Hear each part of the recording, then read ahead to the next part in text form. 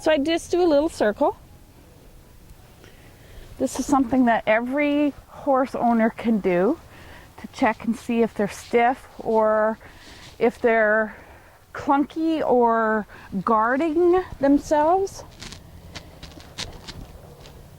And as an athlete, you want to have total freedom. So he's pretty good. The tail is the end of the spine. So his spine runs all the way down here. All the nerves from his spine end up in his tail. So when I squeeze his tail, if he wants to clamp it, it could mean there's some back pain. Because they're an athlete, performance athlete, their body has to be running optimally. It has to be running its best. As if you were going to go run a marathon, you have to be in your best shape. They have to be in their best shape physically, mentally, emotionally. You have to look after all those needs, not just the physical. It has to be all of it. It has to be the whole package. And you as well, right? Absolutely. Yeah. You too, you have to be here present with him to run that race and win that race. Because logically, barrel racing makes no sense to a horse. How could it? How could it? How could it? How could it? Really, if you think about it, really, what is the purpose of it? Yes. You know, there is absolutely no purpose to it. It's nothing that they would do naturally. Nothing. So nothing. The reasoning that they're doing it has got to be because they want to please us. It's got to be. You know, it's the only thing that makes sense. Yeah. So. Yeah. So somebody has to be the leader. Who would you say is the leader in this partnership? I am. Yeah. I am the leader Good. between the two of us. Good. But he is highly respected. Yes. It's like herd. You're part of his herd now. Yeah. Just like you're part of their pack. Yeah. You have to be in charge so they could feel safe. Yeah. In your leadership. Yeah. Not necessarily in you, but in your leadership. They can trust you, and I mean, that's why they run around those stupid barrels. They trust us to help them run around those little circles, right? Yeah. I think the riders who, the owners, the riders who do communicate with their horses through their body language and through their heart connection, have a much better relationship and have how do I describe that? How do I describe it? They communicate with their horse non-verbally. It's even now, you and your horse have this communication going on here. And you're watching him just like a mother, and you're saying, behave, Solo. Have some patience, honey. You can go in a minute, right? Right? Yeah. Lots of times they'll stand for a few minutes and they'll just feel the changes in their body. Horses give me a time. The smarter horses there, the smarter horses, the more athletic horses are usually quicker to process stuff. Yeah. They'll process quicker. It'll take them about 10-15 seconds to process and yawn or lick and chew or just stand and be quiet, and then they're ready to move their bodies again.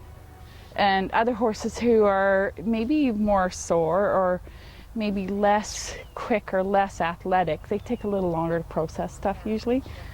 And this is the kind of horse, like he tells me, his body tells me that he would be a survivor in the herd. He would be fairly dominant in the herd. He's very smart and athletic and quick to process things. So yeah, you'd be a boss, wouldn't you? You'd be bossy.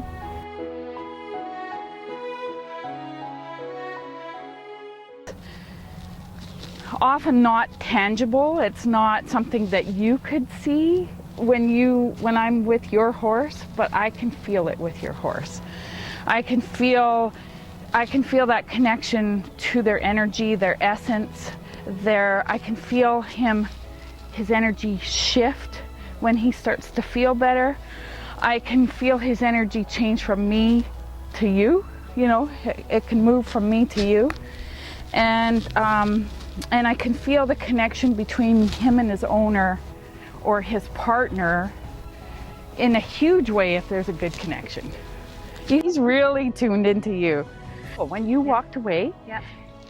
his energy went right to you. Where are you going? Like, you can just feel it. You can feel it. The horse is very aware of his partner through his body, his ear, his eye, his body moves toward that person. And the connection is sometimes very touching. Very touching. Their heart's in it for their owner because the partnership's so strong. They'll give it their all, whether they hurt or not. Others won't. Others will say, forget it, fix me, and then I'll run.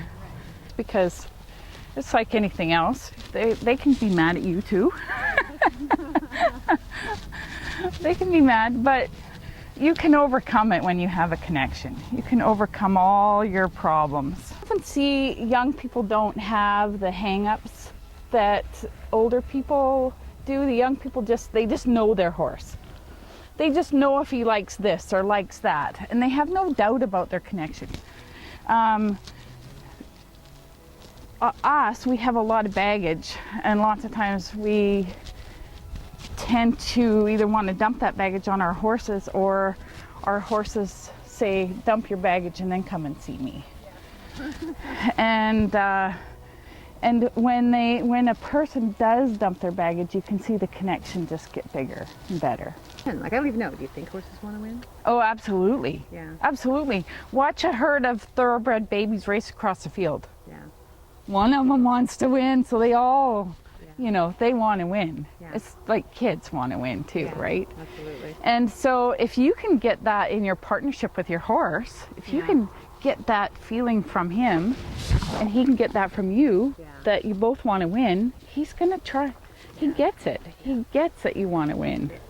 Every horse moves different, uses his body different, uses his brain different, and if you can allow them, like you say, with your maturity, you understand that you can't force that horse to do it exactly your way, or it's just going to be a fight every time.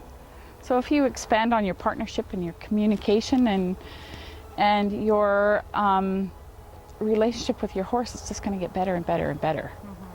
I mean, I would quit barrel racing today if I thought it was going to harm my horses. Lots of people don't agree with you there. They will nerve their horses. They will cut the nerves out of their feet. They will inject them with things to make them perform faster, harder. They will give them Lasix to take all the fluids out of their body so they will be 40 pounds lighter so they can run faster. You're the exception to the rule a lot of times. I love the sport of barrel racing because, well, I did it myself when I was a kid, but I also love what I see at the barrel races. I love the camaraderie I see with the women. I love the connection that I see them have with their horses. It just knocks me away, and I think the same thing happens with you when you're with your horse and you come out of that race and you go, oh my God, that was the best ever. And that, I think that's the whole thing, is trusting it. Trusting that if you wake up in the middle of the night and you think, something's not right with Solo, then trust it, don't ignore it. Yes. It may be some minor little thing, but you should trust it. And that trusting it builds it stronger and stronger in you. But the barrel racers, because it's predominantly women, and women can be so emotional, it's a very emotional and connected sport. Yeah. So it's very cool. The energy at a barrel race is often just wonderful. There's so much connection going on. There's so many little horse person parties all over that place. It's just quite amazing. Yeah. It is really amazing. The sport is quite unique that way, I think. I've been to a lot of different sports, and there's not that quite connectedness with the horse as there is in barrel racing. Yeah.